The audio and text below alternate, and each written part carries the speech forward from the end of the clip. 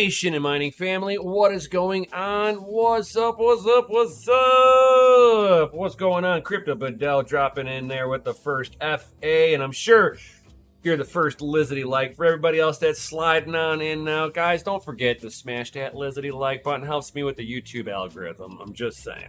Just saying. But thank you everybody for being here. All that good stuff. So I hope everybody has been having an FA week so far. I know it's like as I'm getting closer to Saturday, woo! My flight is first thing in the morning to get the hell out of town for 1 week. Something that the Wi-Fi planned a few months ago. I'm going to Dominican Republic for a little vacay. But you know, while we were able to afford it at that time. So how is everybody doing now that I see more people sliding on in? I can tell you one thing is, let's see here. The markets are pretty much green, guys. I'm just saying. Markets are overall pretty decent. S&P 500. Ooh, and you don't even get to see me. Wow. Nope, not that one. That's the one. So as you can see here, the S&P 500 is up a little over 0.3%. Not huge movements, but these are green. And as all these, the NASDAQ, S&P 500, NASDAQ, Bitcoin, Dow Jones Industrial Average, Russell 2000, they were all in the red. Now the U.S. dollar index is now in the red, as people take advantage of the more expensive dollars. They were selling off the cheaper assets to get their hands on more valuable dollars. And then now that the assets were down in comparison to their positions before in dollar terms, they bought back in and got a little extra out of the deal. That's basically what smart money is going to do. You'll see them arbitrage going into dollars and then going back into the original asset that they moved out of. Incurring all the taxable events like we would in Bitcoin. But damn, dude, Bitcoin is the best performer as of right now, guys. It's up like a little over 5%, guys. So the last week, whenever I was talking about it, I was sitting there saying that, man, we're getting this kind of tightening of the MA moving ribbon. Usually, when you see consolidation of the moving average, the MA ribbon, usually if you've already had your compression and you drop and you have a second compression, the odds at a third compression and a further drawdown is not as likely. So yeah, I made a little bet on that, and I'm up in my Bitcoin position. So I'm not unhappy. Yes.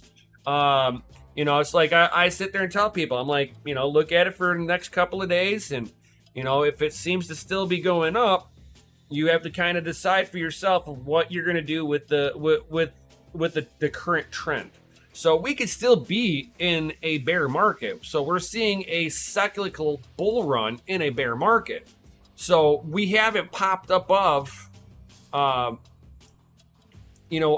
initial channel here. So, but if you were to sit there and channel this out,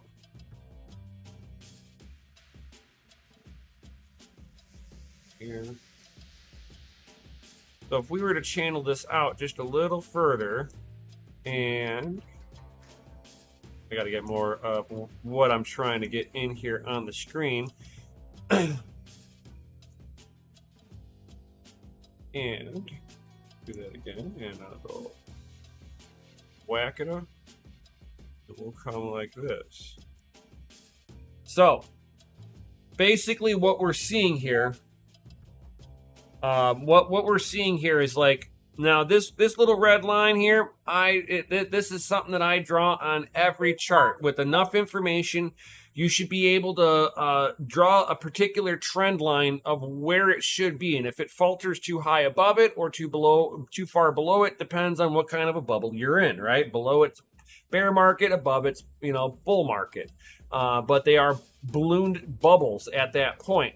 Now it can, a company that makes a good decision and has a great product, they can you start evaluating higher and higher and come out of the channel, but that's going to give you more data sets, and you're going to be able to change your data sets with that. But as you can see here, even in this bear market, right? So these white lines that I just put up on here, I'm representing as an easy way to be able to visualize. This is the bear market we're in, right? And if you see, we're tightening at the very end as we're trying to now pop out above. Now, if we can end out above this, and I think if we can close, I would say probably right around that $20,000 per Bitcoin mark. I think that'll be the line that we're going to hold, and we would have found our little return to where it should have been before the whole FTX dropout. Because if you look at it, this is a full FTX dropout here.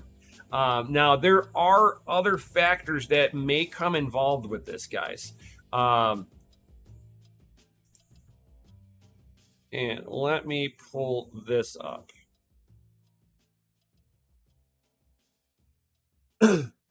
And this is, kind of going in other directions with it, and seeing another area looking like it's about to crumble a little bit. But there's two stories going on with this last part, so I wouldn't say that this is a how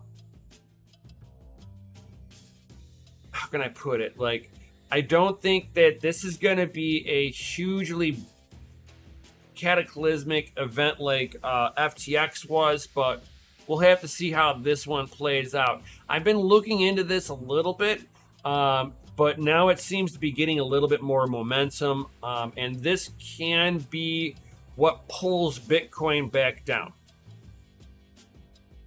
If this plays out, right? So Cameron Winklevoss, one of the CEOs of Gemini, says there is no path forward as long as Barry Silbert remains CEO of, I think it's Digital Capital. But recursive trades between Grayscale Bitcoin Trust and Three Arrows Capital Hedge Fund have allegedly inflated assets, according to an open letter from the Gemini co-founder. So this is kind of an interesting one. Now, this is going to be all more paper Bitcoin. So this is where I don't think, because I think people that have been trading with paper Bitcoin, they can go get burned. This shouldn't have a direct correlation to Bitcoin itself, because still holding ETH till it goes to the moon. Oh gosh, no, not financial advice. No. I think that's a sinking, a centralized sinking ship, my good sir. So, but with the paper Bitcoin going on, these are people who really don't have Bitcoin. They're basically trading on the exposure to the price of Bitcoin. You're not actually trading their stuff. Grayscale is a futures. That's the only thing that's been able to be approved, is a futures. So you're betting on the future price of Bitcoin. So you're talking paper Bitcoin. You don't even know if they what they're really trading against, because like Bitcoin's not the only thing that these companies hold on to. So, and it's like ETH. Oh, ew, ETH, ew, right? But to see that Cameron Winklevoss is kind of ringing a little bit of an alarm bell here, makes me kind of re-perk my interest and looking a little further into this. moving forward. According to him, Genesis lent more than $2.3 billion to Three Arrows Capital, a move which ultimately left the crypto firm at a loss of $1.2 billion once the hedge fund failed in June of 2022. So last year. So, and then he claimed that Silbert of DCG and Genesis orchestrated a carefully crafted campaign of lies starting in July of last year in efforts to show that DCG had injected the funds into Genesis by including a 10-year promissory note as part of its assets. Yeah, that doesn't sound right, guys? I'm just saying. Winklevoss alleged that the CEO, Michael Moreau, was complicit in his duties by issuing false and misleading statements on social media regarding DCG providing capital to Genesis. In addition, he claimed that certain DCG personnel had worked behind the scenes to cover the lack of capitalization at Genesis. According to the co-founder, any account irregulations of which DCG and Silbert had part-time had been like overlooking with the FTX collapse, doing a lot of the same kind of recursive trades. So it seems like there was like some really funny business going on, and I kind of caught a little bit of wind on this. I kind of wish I would have dug down the rabbit hole a little bit, and hell, man, I could have been the one breaking this fucking story, because I was hearing like little rumors and stuff like that, that Genesis and Three Arrows Capital were connected, and that with Three Arrows Capital going belly up here, that Genesis was going to have a similar issue on their trading desk. So this is Genesis Digital, and they have a whole crypto trading desk.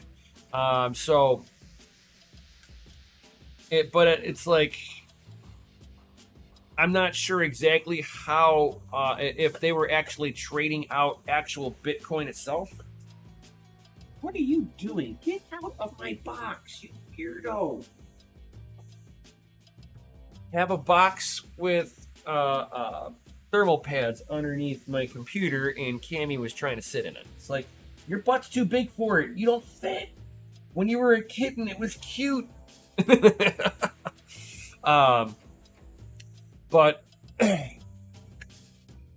Cameron openly sat there and said these misrepresentations were a sleight of hand designed to make it appear as if Genesis was solvent and was able to meet its obligations to the lenders without DCG actually committing to the financial support necessary to make this true.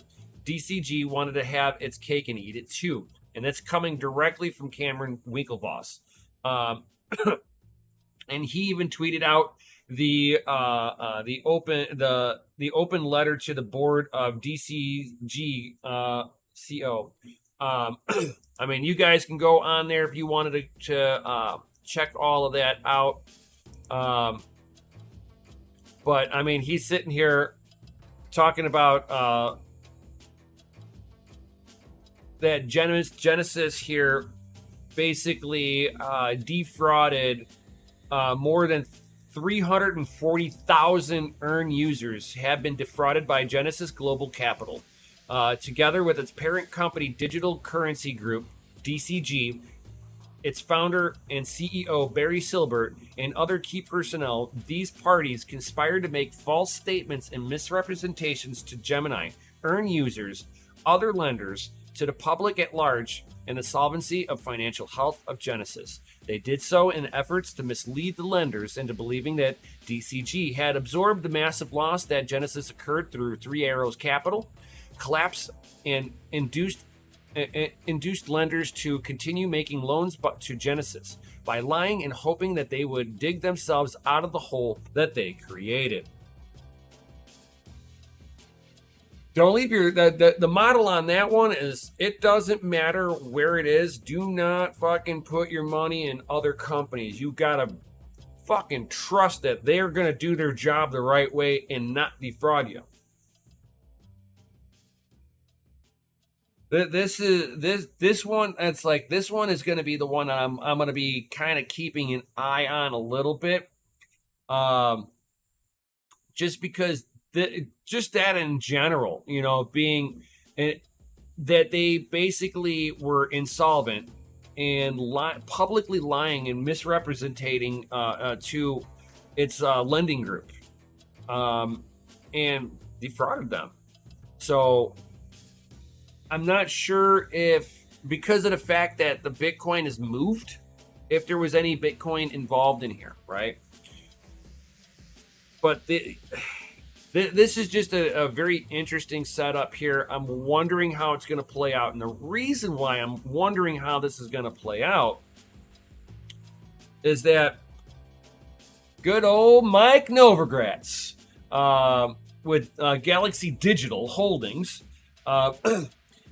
has hosed down fears over the crisis facing Digital Currency Group and Genesis, saying it's not good news,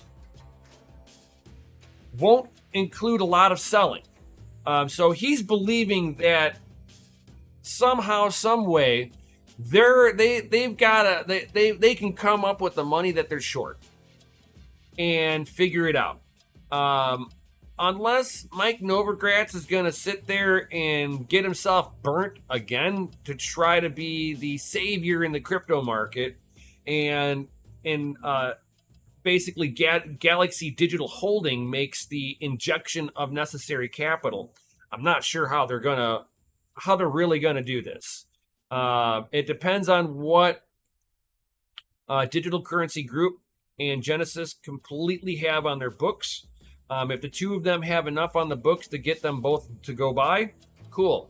But it also depends on how much ultimately is being held in Bitcoin, that would be what would directly influx the price of Bitcoins. If they've got to unleash Bitcoin at this point to get solvent, right?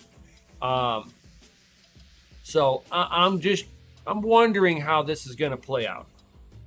Because if a whole bunch of Bitcoin gets released into the market, it's going to tank the price unless it's being done OTC, over the counter, basically person to person type of deal, where a big seller sells directly to a big buyer and the market doesn't even know. That would be the only way that they would be able to, I think, to really get to sell a bunch of Bitcoin without manipulating the price a little bit here, because the market cap is so low. If they're trying to dig out of a hole, I don't have much faith in how they're really going to do it. But we got Mike Novogratz stepping in, so this might mean that he might absorb it if it goes too far, right? Like, he's going to keep an eye on this one.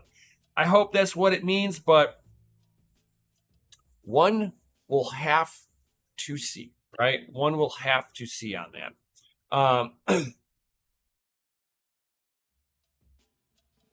In other news, this one's actually kind of an interesting one. I had to chuckle a little bit. Brother of a former Coinbase manager sentenced to 10 months in prison. Yes, guys, I said it. A brother of a former Coinbase manager sentenced to 10 months in prison. So basically, Ishan Wahi was sentenced to 10 months in prison following his guilty plea to leveraging his family connection for insider trading of crypto tokens. The accomplice will be forced to return the $892,000 he generated in profits from those trades. Hashtag terrible mistake. In July, both Nakili and Ishan Wahi was arrested on allegations to their, man, say that like 10 times fast, on allegations that the latter tipped his brother with information about upcoming Coinbase listings shortly before they were publicly announced. This allowed him to invest large amounts of money into those tokens before other investors knew, affording the men an unfair advantage. Now, I would wonder what the real unfair advantage is, really. Just saying. So, hear me out. If he was able to buy these tokens before they were publicly offered, I would say yeah. But being told what's going to come out onto hey, there's this coming out onto our exchange in next month, and you happen to, you're like, well, shit, man, let me put 10 grand down on that. So you get 10 grand loaded up into your Coinbase account. It lists as soon as it's listed, you buy, and you watch it go rocketing up real quick, and you sell, mindlessly selling. You don't, it's like you see it go up 4%, sell, 5%, sell. You're gonna see it just do that quick little rip, and then you sell. That's why you see. You will see this on Coinbase. Anything that gets listed on Coinbase, you watch it just snap off, peak up, and then crash out. Why? Because there's a big set of whales that bought right in. These people are watching Coinbase. Every fucking move. They can tell you what's being listed next. I'm just saying. So, I mean, you're sitting here that, I get it what they, that they $892,000 they generated in profits from those trades. Damn. That is not anything to sneeze at. So very interesting. It's like, I would assume you bought before it was listed on Coinbase. Oh yeah. Because that would be beyond insider trading. That would be a pre-sale. I mean, that's the whole thing of the difference between a pre-sale and then just knowing what's going to be listed tomorrow. Hey, we're listing yada yada at 2 p.m. tomorrow. Be ready. Sure, they had an unfair advantage that they knew it was being listed. I get it. Okay, I get it that that's the gray area of things, right? But here we are. It's like. I don't know if it's to me, I don't think it was totally insider trading, but it's not my choice of legalities of it. Rumors and stuff get leaked out all the time. People need to know that it happens, and this is how it happens. His brother probably sat there and told a friend, and that person told a friend, and then and somebody sat there and doxed them, and as soon as they were doxed, they got hit. And they had a friend of the brothers, Samir Rahmani, that got involved into the case too, helping them generate about $1.5 million in total. Holy cow! But Samir Rahmani is still at large as it is right now. So we got one on the run. Yo, they could have gotten 20 years, but he's going to serve 10 months. I mean, I'm not sure if unless you're sitting there and buying in before everybody else, like they were doing in OpenSea,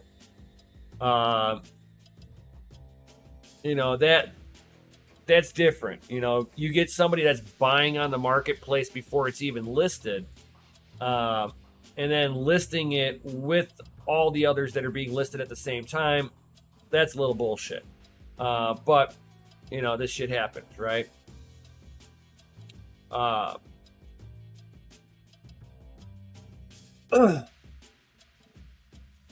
And it's like, and the OpenSea guy, he got charged, but the case got dropped because there was no real technical laws being broken, given that the NFTs are not yet to be classified as securities or commodities. So, there are those legal gray areas, guys. Legal gray areas.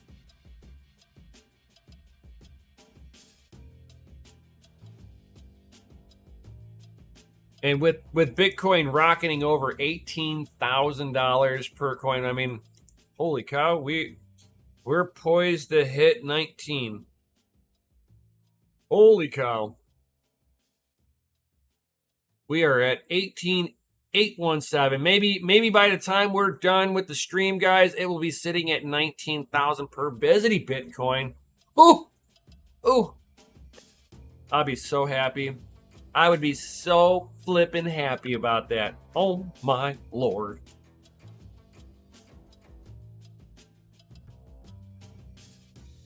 I would be so flippin' happy with that.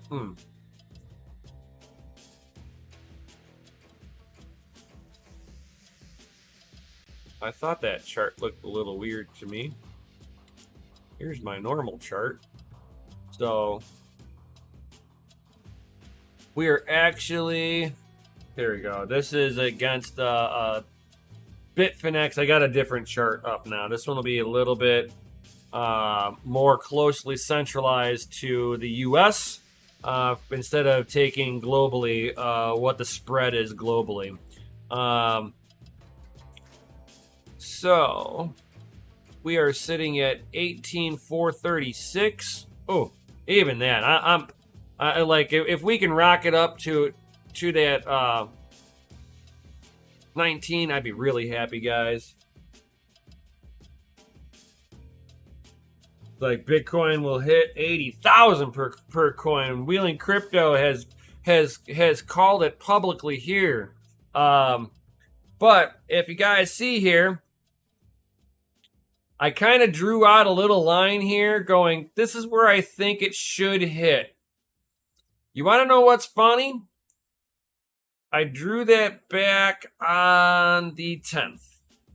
So the 10th is when I charted this. I predicted that we would at least hit I would say the 18,151 range. That's about where I circled. And we are just slightly above that. I'm happy with that, man. It's not that I can't call, I can call it. It's just having data sets. That's all it is, and it's just a prediction. It's not guaranteed, guys. I am no guru.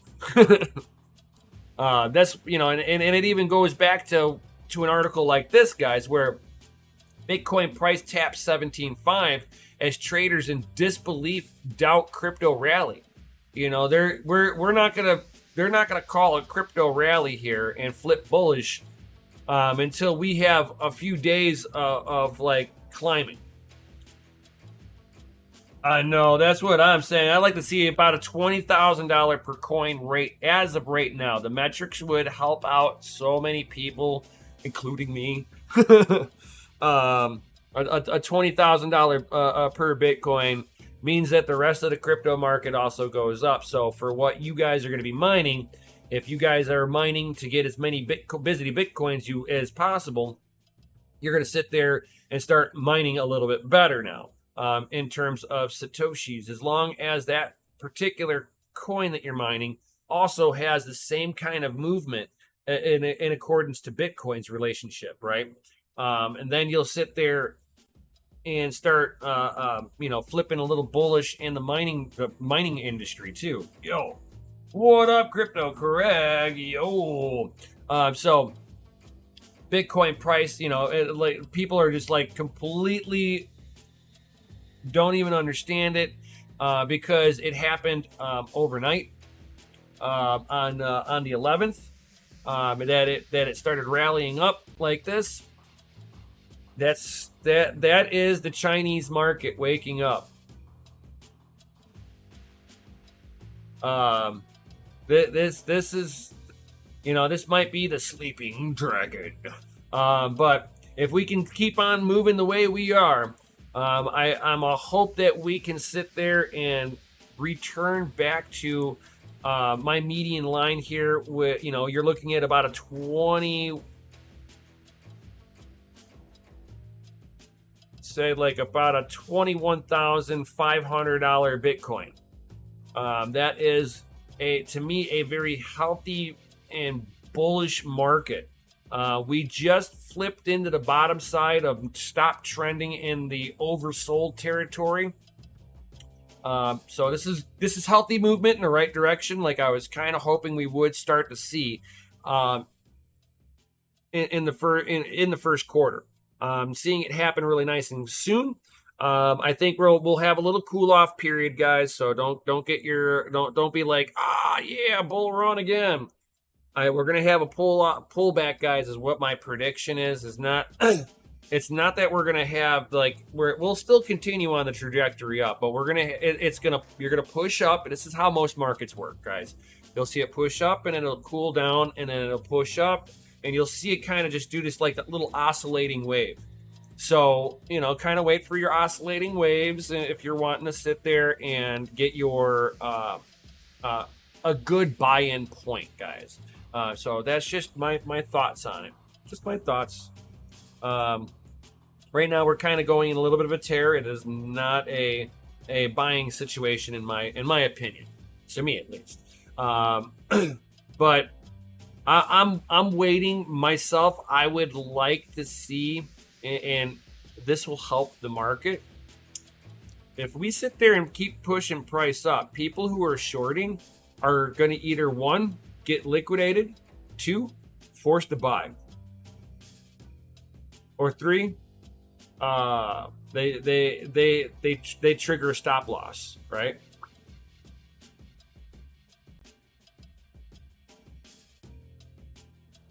What are the GPUs that are the best mining on 8 gigabyte GPUs for?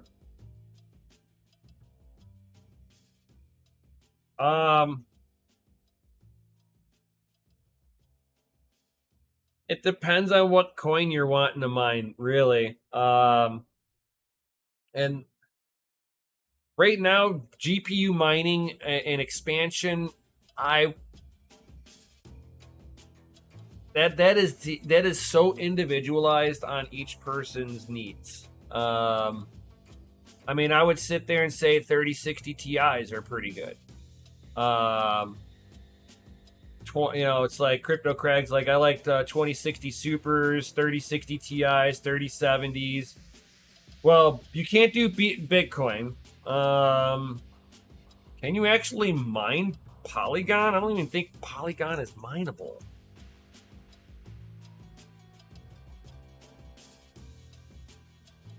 But Bitcoin, you'd have to have ASICs for. So that's beyond the hardware that you have.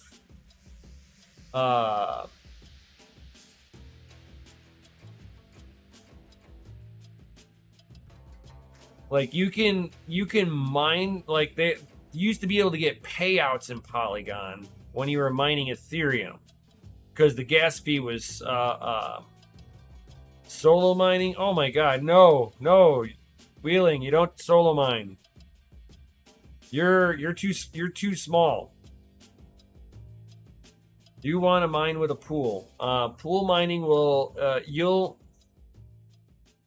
you'll guarantee a more steady payout for yourself if you mine to a pool, especially when you're a small person. Bro, I've got almost 100 GPUs. I don't solo mine. Even me at about 100 GPUs, I do not solo mine. I don't recommend the smaller people to ever solo mine. Because like your luck would have to be through the roof to even potentially to nail a block. And unless you're picking a true shitcoin that has a really low difficulty, that a person with 20 GPUs could easily knock back block after block all day long. But then you're waiting for the price action of that particular coin to go up.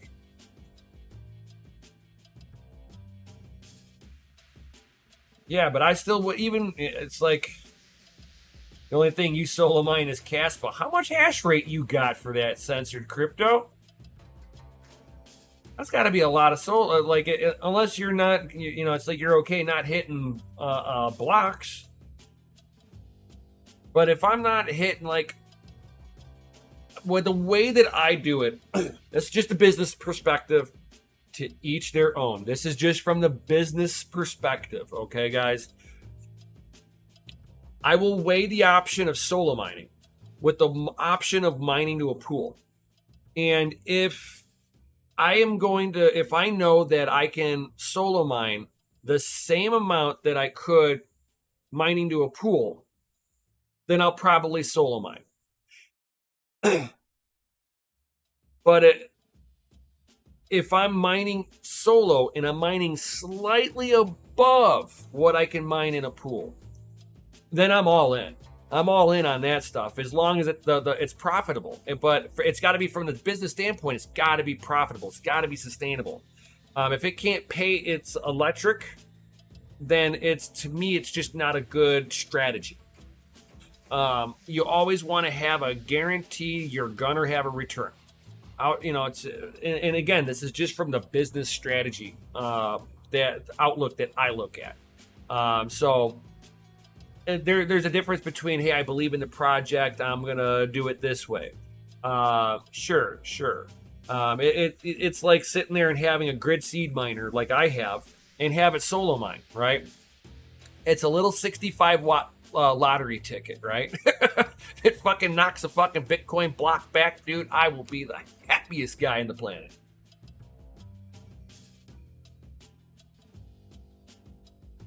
Only have 5 gigahash.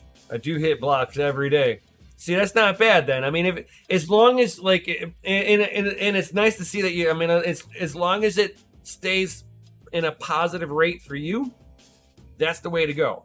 But it's like, if it starts slipping where the pool, if you were to mine to a pool were to be higher, then don't be sad to go, okay, I can't solo mine. I'm gonna go ahead and jump over to the pool, and I'm gonna maintain that same payout ratio as if I was solo mining.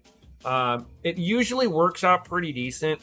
Like with my farm, whenever I had less GPUs. I was able to, whenever they forked away from the FPGAs off of Ravencoin, right? And they went over to Kapow.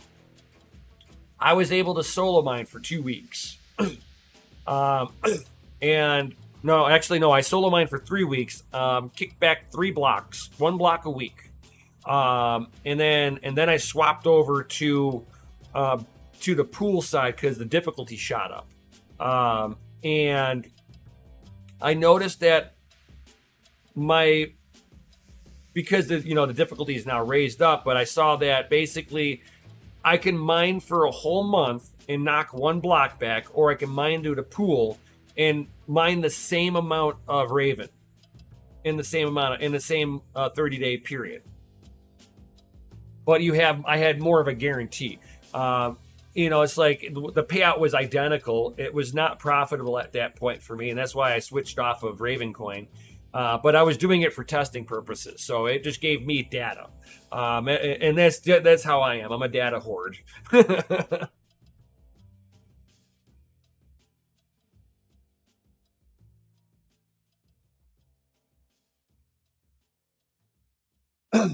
It's like wheeling. It's like wanting to use the car that currently have mine solo, a 1660 Ti and a 30 series and a second 30 series card. I mean, yeah, if you got free electric, then shit, man, I'd be looking at fucking Bitcoin ASICs, bro. I'd be like just siphoning it right off the tap. I wouldn't even be going down the GPU route if I had free power. I'd be sitting there and just fucking running S9s, dude. They're low enough power. You can sit there and plug them into wall outlets, dude, and they'll run. Just don't put too many on a 20 amp. So you can only put 1 on a 20 amp circuit. Just remember that. If you can run a 30 amp 240, that's the way to go.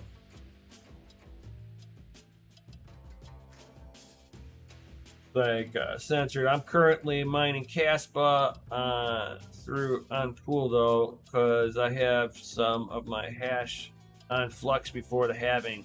Yeah, me too. Me too. When is the flux's halving?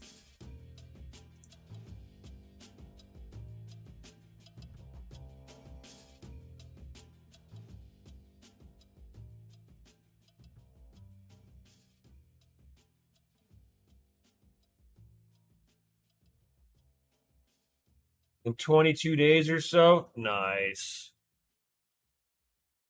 Yeah, I'm like trying, like, I know it's coming up. I know it's coming up. I'm trying to knock back as many flux as I possibly can right now.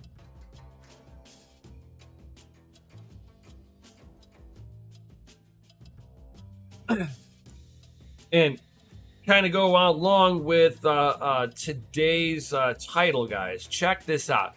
I nerd out on stuff like this. You guys know that I like my extreme cooling, my extreme overclocking. I like water blocks. I like the the LN2 pots for the liquid nitrogen or using dry ice. Check this out, guys. EK has come out with a direct die cooler, guys. Yes, I said it, guys. Direct die. This is what it will look like. So you basically you'll bolt down their little frame around it, and you put liquid metal. This is like a little foam thing so that the you don't get the liquid metal all over the place. And then you freaking mount this thing down, guys. Oh my lord. This is amazing. You just mount the cooling brick down after that, and you get to have fun with direct die cooling. And what's kind of cool with it is I don't see any photos of the. Oh, here we go. Here we go. Never mind. So you'll see that they make the drop down on the direct die to the LGA 1700 cooler. It'll come down the extra depth of the delidding process, and if you can get good enough heat transfer, direct die will be better. I mean, you think about it. We're already direct die cooling GPUs. I mean, there's no lid on top of a GPU for a heat spreader.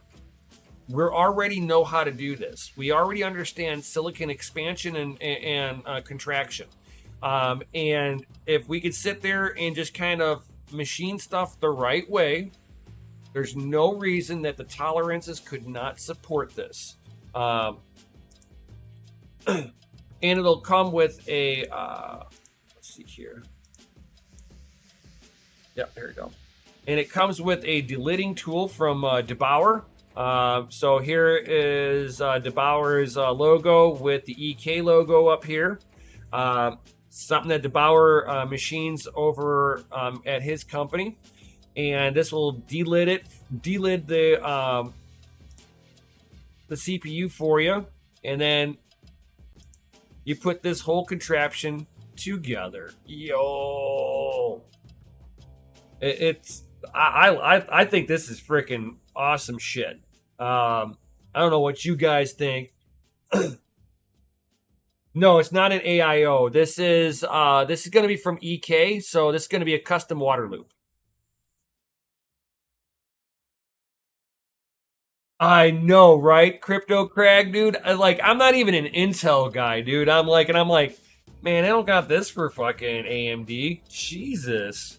I would love to do something like that to my Threadripper. Direct die cooling of a Threadripper. Oh, giggity. Oh. But I know they'll never make it for my Threadripper, so boo. Boo, right? I wish they would make something like that for my Threadripper, but I've just got to deal with not being able to delid my CPU. I'm not cool enough with my old Threadripper.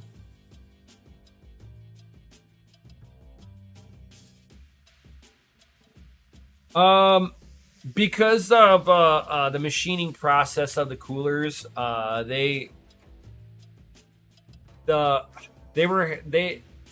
the contact on the coolers to the die set, they were having problems with pressures thermal contact. So it was easier for them to put a heat spreader on top of the die and put a shitty cooler on there.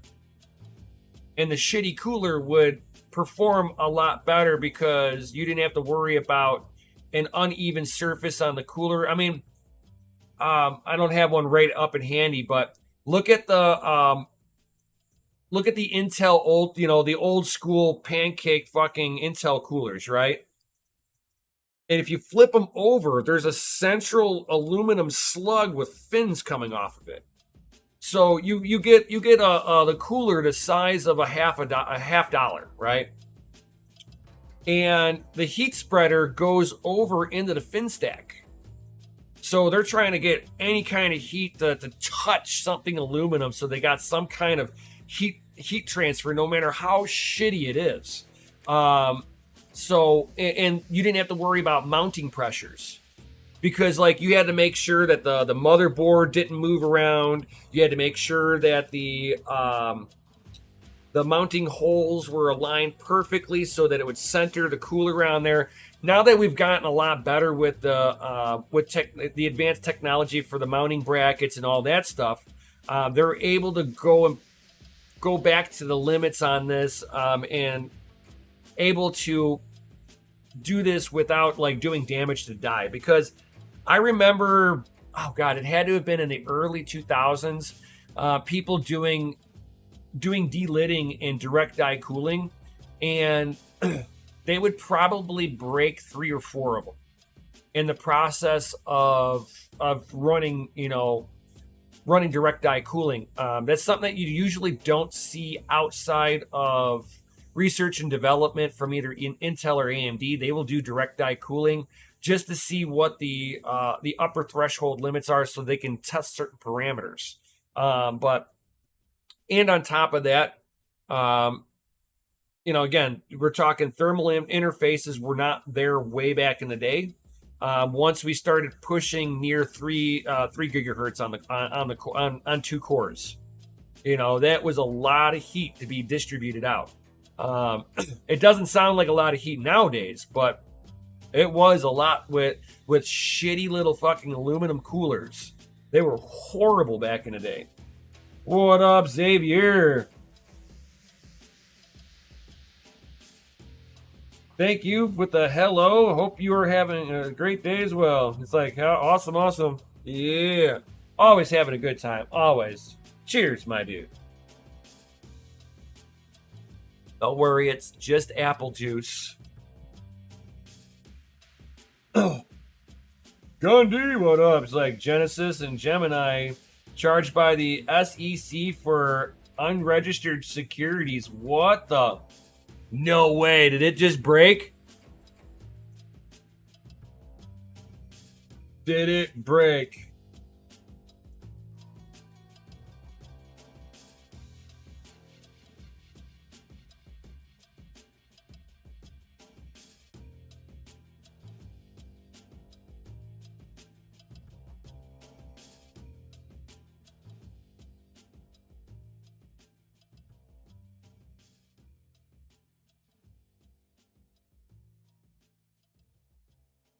Check the news feed. Oh, it might have just broke. Oh my lord. I've been waiting for this one. I've been absolutely waiting for this one.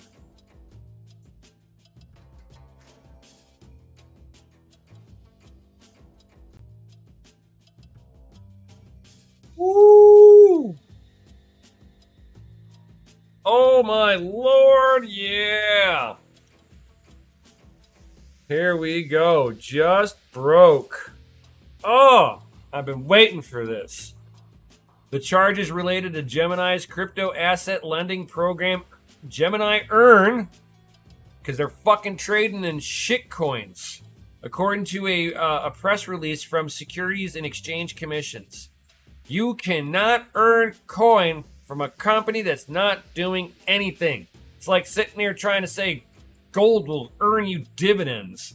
It's just gold. It holds a value. They've been trading in shitcoins.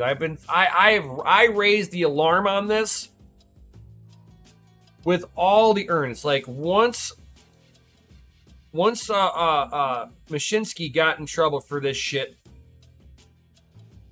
that's when I started looking at all the rest of them that have the earn program. If they have an earn program attached to their fucking platform, get your shit off of there, guys. Now is the time to get it moved. Holy cow.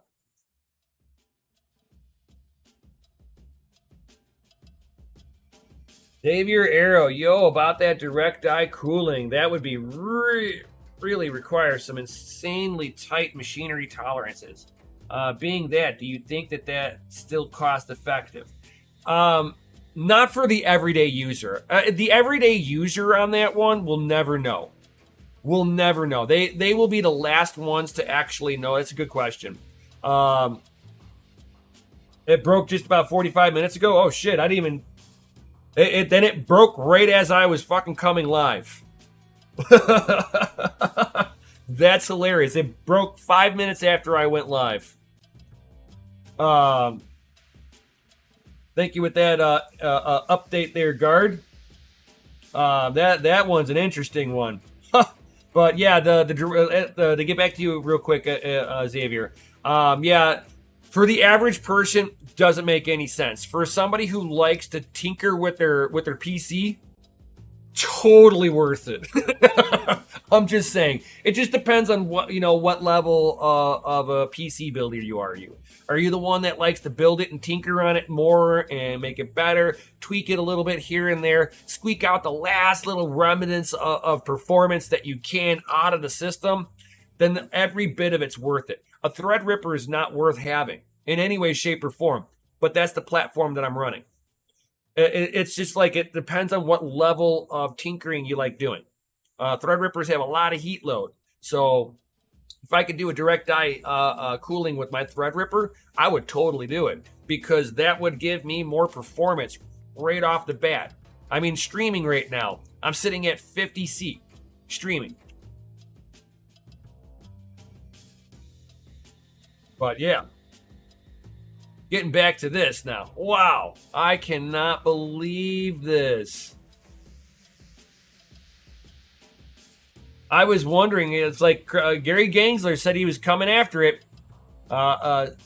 He said it like a week and a half ago. Gary Gensler had made the statement that he was going to be going and putting all the cryptocurrencies underneath the SEC rulings and finally going after all these fucking things as being unregistered securities and cannot be offered to the regular public because you are an unaccredited investor.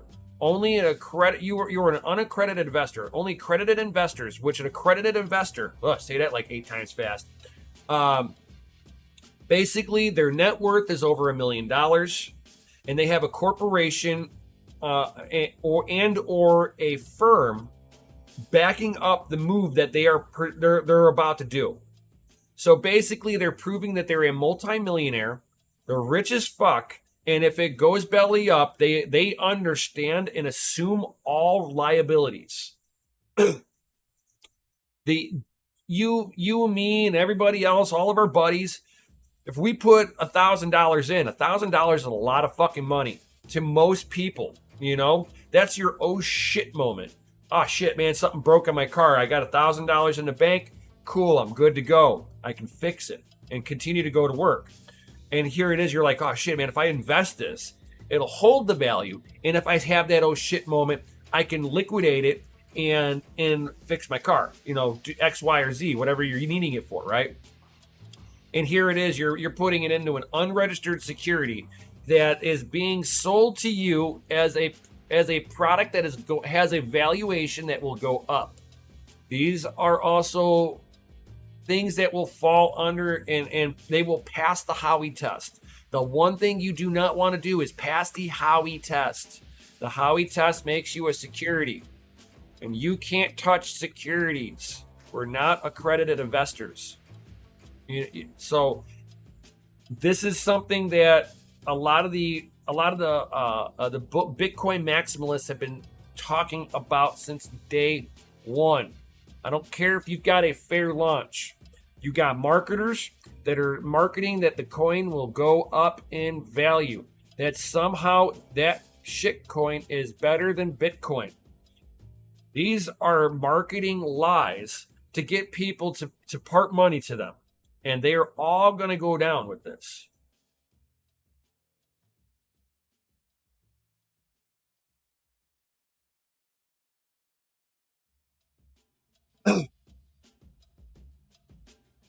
I would think that ETH never passed ETH passed the Howey test. It passed the Howey test with flying colors. It had a pre-sale. That passes right there in the Howey test. It was a pre-mine with a pre-sale. This passes the Howey test. I mean, it just blows my mind that, it's like that Gary Gensler has turned a blind eye to the laws that are already in place. If these laws were all sitting there and being enforced the way that they're supposed to, the only coin that these freaking exchanges in the U.S. would be able to offer would be Tether and Bitcoin. That is it. Tether and Bitcoin. I'm just saying. Because Tether, being that it's tethered 1-to-1 to the dollar, it's not a security. It is a digital representation of a physical product. Where Bitcoin, of course, we all know is digital money. For anybody who's new here, everything else, I would start looking at, ways of being able to get it off of your balance sheets. I don't even think that even Litecoin really fall. It's like even Litecoin might fall underneath being as a security. It might pass the Howey test. Just saying, guys. So if you guys are in the U.S., Gary Gensler is coming down on all of these places with a boom. They will come down on Coinbase next. This one, it's like Gary Gensler added that the charges build on previous actions to make clear to the marketplace and the investing public that the crypto lending platform and other intermediaries need to comply with our time-tested security laws. He's fucking coming down on it. You cannot be sitting there and gambling with people's money in the shitcoin casino, like the DeFi market and shit like that, and thinking that you can sit there and publicly give people gains. Not going to happen.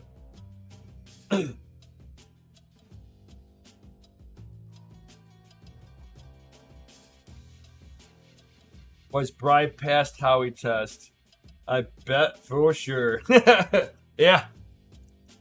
Somebody greased that wheel. We passed, right? Here's a few Ethereum, right? What is really someone to own the ETH validation, since now you can buy nodes and run it. It's now less expensive to attack the network in this instance of proof of shit. They're basically being controlled by one entity already. Well, two. We'll break it down into two. So there is a wash trading bot entity that owns the majority of the Ethereum nodes. That's controller one. Controller number two, Amazon Web Service. So yeah, there's multiple ways to be able to really attack the network. So there's one entity right now that controls the whole. That's basically controlling all the validation. You're basically saying attack that vector, or since you know the goal, you have to own more nodes than that one person does. That's all it is. What up, Crypto Hunter? What up? What up? So I would think that for an attack on the network from the ETH validation, you need 32 Ethereum per validator node. I'm not sure how many nodes that one entity controls so far. I had the numbers a while back, but yeah, it's you would be basically spending the money to outdo that validator's node.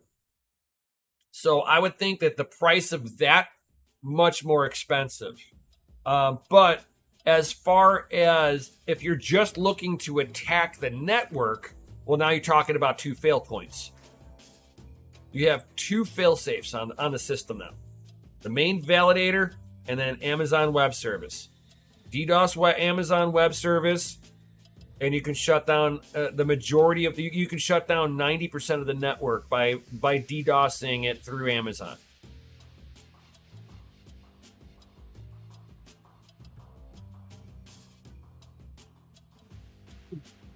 Oh shit, Crypto Craig, you're having an issue with your L7?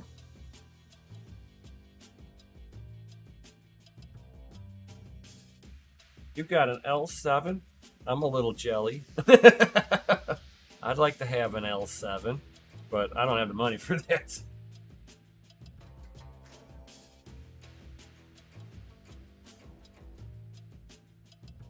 Oh. So, yep, I feel like we're gonna see some more of Gary Gensler finally doing his job. We'll see how this rolls out going forward for the overall crypto market, crypto ecosystem. It's like some people that are heavily into the altcoins, NFTs. This is gonna suck for you because you're gonna have to go to more decentralized, unregulated areas in order to do your trading of those assets, right?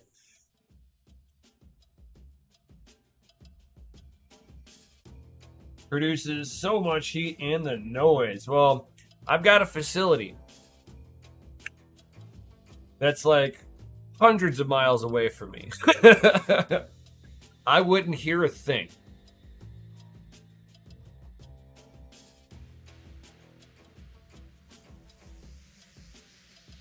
And I used to run ASICs here. The ASIC noise does not bother me. It bothers some people, but me and the wife got used to it. We're like, you would hear it be quiet in the house. You're like, shit, something's wrong. It's like the fans would turn off. I mean, whenever I moved my farm, my stuff down to the farm, it was like that first day coming home. It was like you're like walking around. You're like, man, it's eerily quiet. Like you could barely hear anything coming out of my mining room. So bad.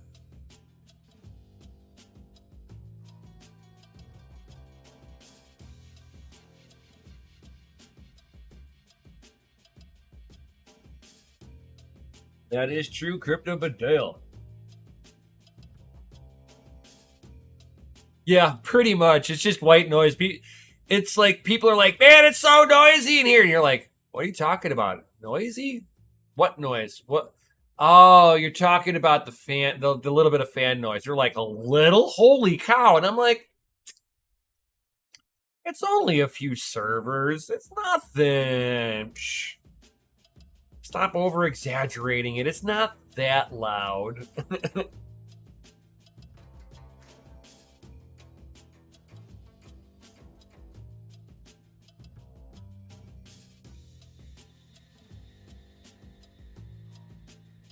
PSU issue replaced with a spare. Good to go. Nice, nice, nice. Crypto Badell, he's like, let's hear an overview on the family mine. Family mine. I will give updates.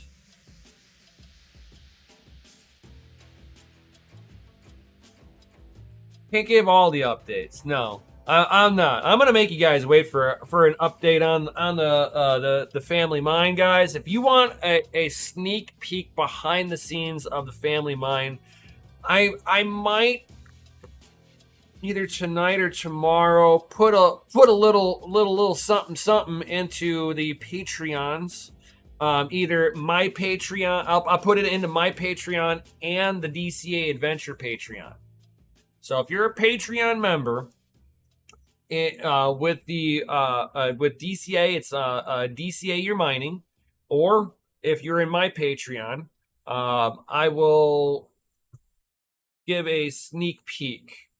So if you're a little hasher or a pseudo hasher in my Patreon, you'll get a behind the scenes either today or tomorrow. How is that? If you're in the DCA your mining, you'll get a something too. And then once I get a little further along to where I know what's going on, then I'll kind of publicly talk about it.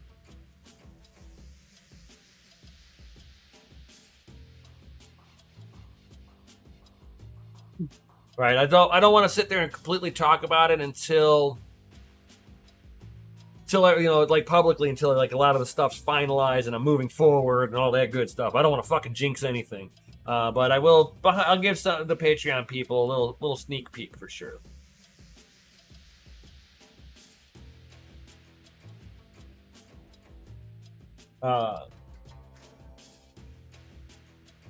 Set that one out for the repair facility.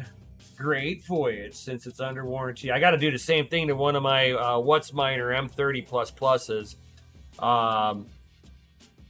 It's got a temperature thermal issue on it, and it's kind of weird. Not sure what's going on with it. So, and it's within the 1 year. Thankfully, What's Miner has a 1 year warranty. Woohoo!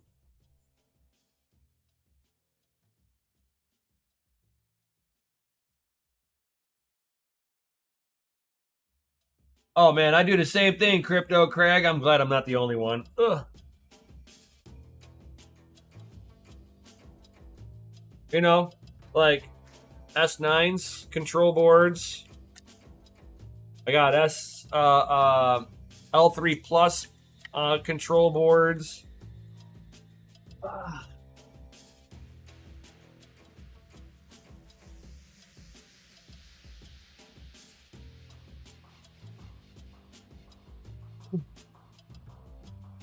Oh, nice. Thinking about getting a K7.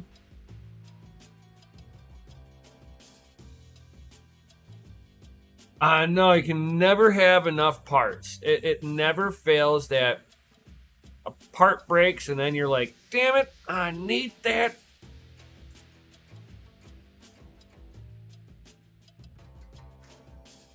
Really need to get some solar going. I hope you have it depends on what kind of a farm you're wanting to run on solar, because solar takes up a lot of fucking room if you're building out. I've gone over it with a few people, and it's like the panels only have so much output on them. Even if you get the newer style, they're easy to burn out, especially with ASICs. Batteries are not a fucking thing you want to run with, because you will burn batteries out quickly. I'm a sound engineer for doing car audio, and deep cycle batteries last about a fucking year, because of the constant like high rate discharges, and that's basically what mining is gonna do during the night. So you basically be like grid tied during the night, offset some of it during the day. I've seen people doing that, but they're talking about having a little bit of room to be able to put enough solar panels.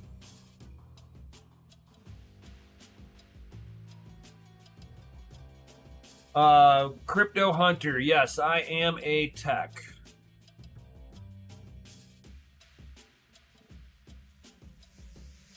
And I know Crypto Crag's also a tech too, so We both do a lot of different stuff. Where it's like it doesn't make sense to like unless a piece is under warranty, I'll fix it myself. That is the way to go. Oh yeah. Yeah, there's absolutely no reason that anybody should be fucking outside of a warranty situation. I thoroughly believe in repurposing and reusing stuff. So it's like, I've got I've got spare motherboards sitting off to the side that are trashed, and I've got spare GPUs that are trashed just because there's still components on them that are still good that I can salvage off to fix something else if I can. I'm like a fucking hoarder over it. But I've got myself a quick hot air station and a Hacko 503 or a Hacko FM 203 soldering station.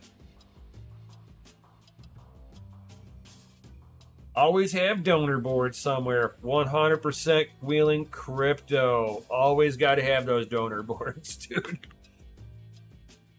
It's like you'll catch me every so often doing board level repairs, doing modifications, stripping GPUs down and stuff like that, and going through and doing board level views and explaining stuff on the boards to people that really don't know what an inside of a GPU even looks like. And I think it really helps, bring that intimidation factor away. Oh yeah, this is this. People see it that first time. It makes it a lot easier for other people to go, hey, look, I can do that too. That's not so hard. You're only talking a few screws. I've seen people fuck shit up really badly too. Had one person that had the Lenovo 2080 Ti,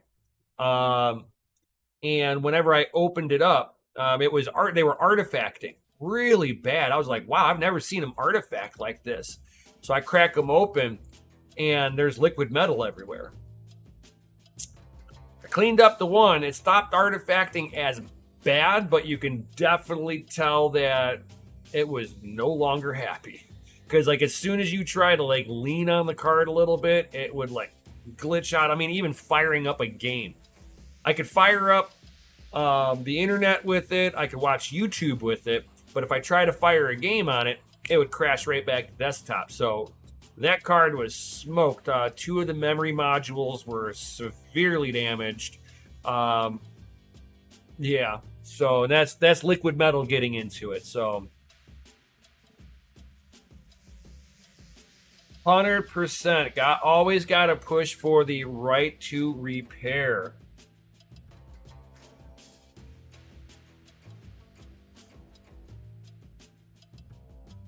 I know. I would love to have that, dude. Instead of having donor boards, actually have a spot where I can just buy all the components necessary to do the repairs on all the devices that people own. I would totally fucking support that. Good luck. All these companies are afraid that if you could figure out how to fix their cell phone, that you will no longer want to buy a new one. This is how they do their planned obsolescence. The car industry tried to go after the third party makers. Pretty much, if once the patents go up on these devices, once the patents dry out, then the third party people can make it. Usually, it's about 3 years. So we'll have to see how they're gonna fight this. 100% Wheeling.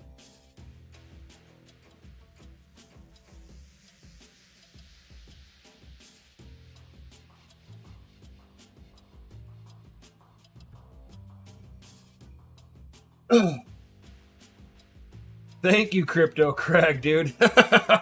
He's like, those are some of your best vids when you're going through all the GPUs at a low level and going through all the various systems. Nem is one of the best. Thank you, my dude. Thank you for the vote of confidence.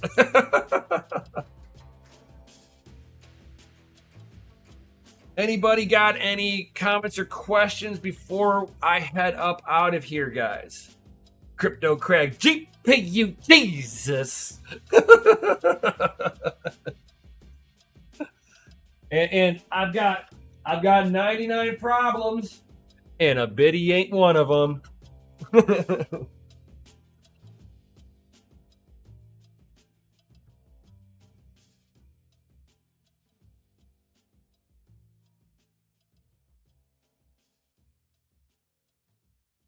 Oh, nice, yeah. A lot of repair, like where I cut my teeth. Actually, Crypto Hunter is my mom and my stepdad, going all the way back into the 80s, owned, going into the 80s into the early 90s. So, I was young. They owned an electronic repair shop. So I was repairing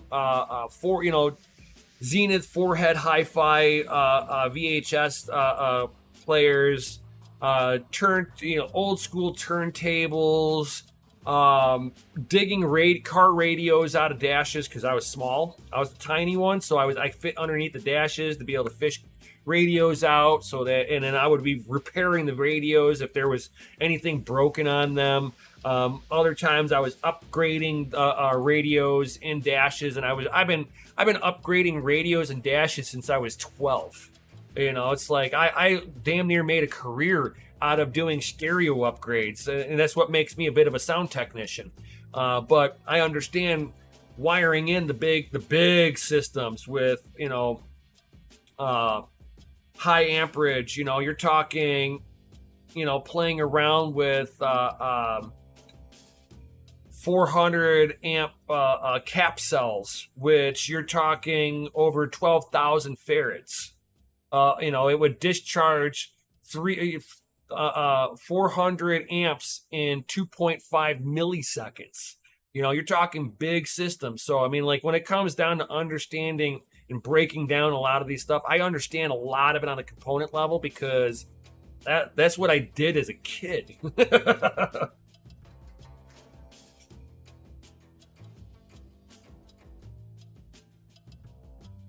Oh, I did that stuff too. I would pull stuff apart, put it back together. But I was one of the good ones. I'd put it back together and it'd still work. I'd have friends that would do the same thing. I took it apart and I can't get it to work. And I'd take it apart. Well, what the hell did you do here? Put it back together. Here, and it fucking works. I remember my stepdad breaking my radio on me one day because he got so pissed off at me. And I don't know, maybe about 20 minutes later, I had it going again. It's like, if you're going to break it, you got to break it good. Otherwise, I'll figure it out. I'll get it working. It's like, I won't lie. I took all kinds of shit apart and basically fucked some of it up. Learned a lot, though. Yeah, sometimes it's trial and error. Trial and error. Hey, Crypto and Hot Rods, what about starting a repair group from or with all of the crypto community and paying bills in crypto? I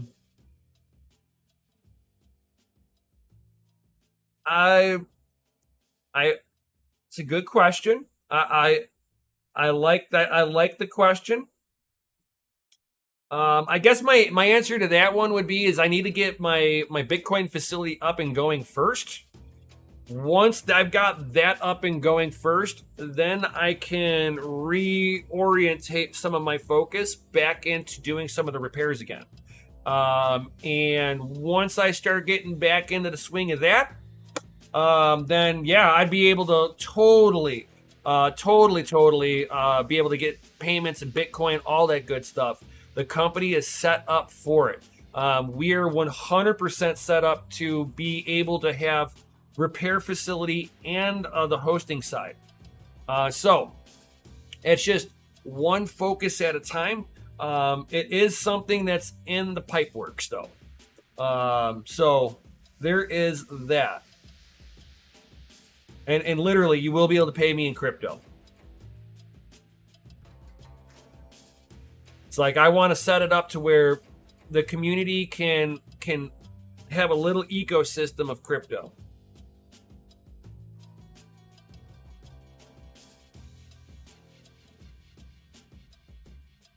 For sure, Xavier.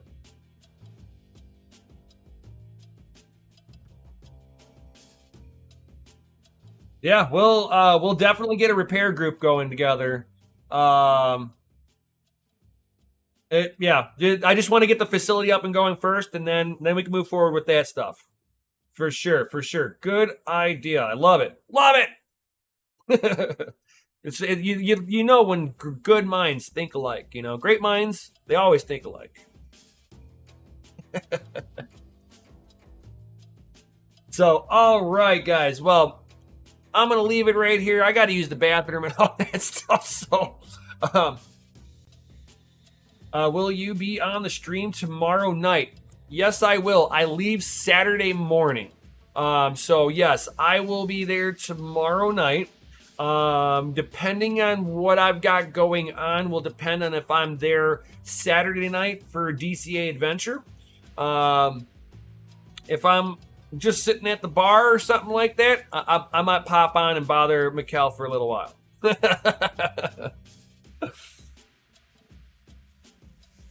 Does anyone know of a good repository of board schematics? What kind of motherboards are you looking for? Or what kind of board schematics are you looking for?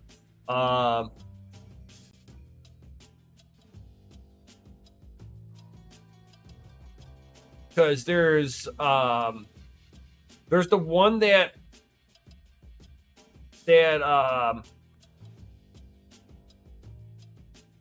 I know Louis Rothman uses, and that's Paul Daniels schematics. That I know the guy that made it for him. I'm not sure. I believe you can buy it. I just don't know what his website is. GPUs would be nice. Yeah. Me and you both, brother. Me and you both.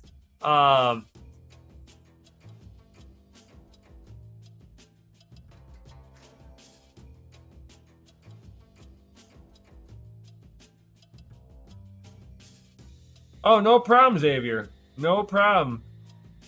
In the Quebec, eh? How much snow you got up there?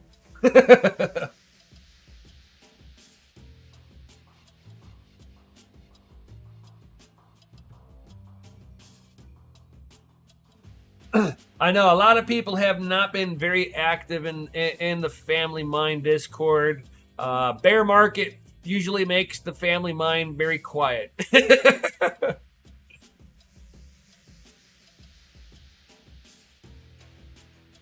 I don't know anybody that's got board level views of GPUs, unfortunately.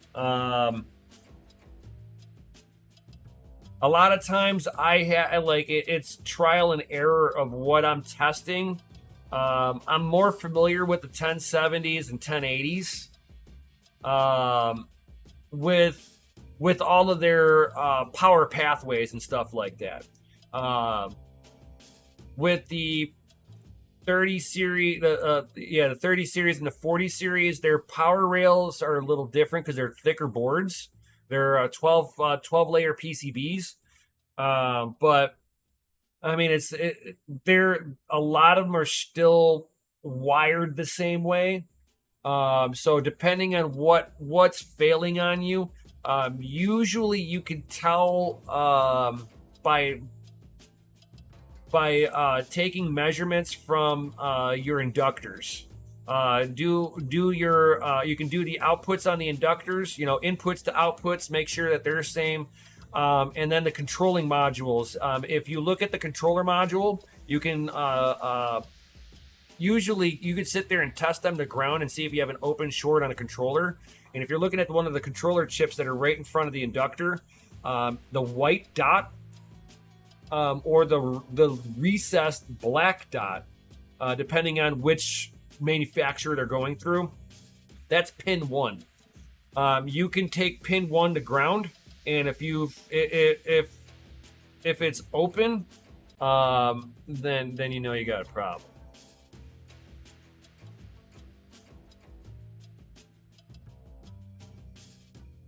Oh yeah, and I'm old enough to be able to remember. I used to be able to open up any kind of unit, and on the lid, it had the fucking schematic on there.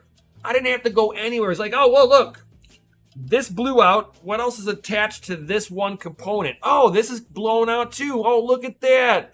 That probably blew this part out. I can replace both of them because I got this awesome schematic that they used to give you until basically the price of repair outpaced the price of a new unit. What put my folks out of business was they were charging $100, like anywhere from like $80 to $95 to repair a VCR. It was $110 to buy a new one. You're going to sit there and try telling somebody that they're going to pay between 80 to 90% of the value of a brand new one. They're going to tell you to just throw it away. And here it is. We repair them, and then we put them onto our shelf for sale. You know?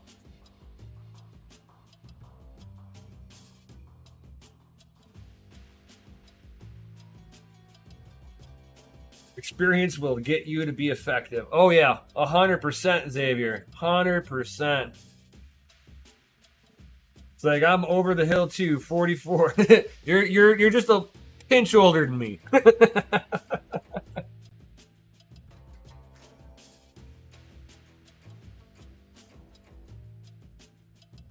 I've earned every bloody gray hair.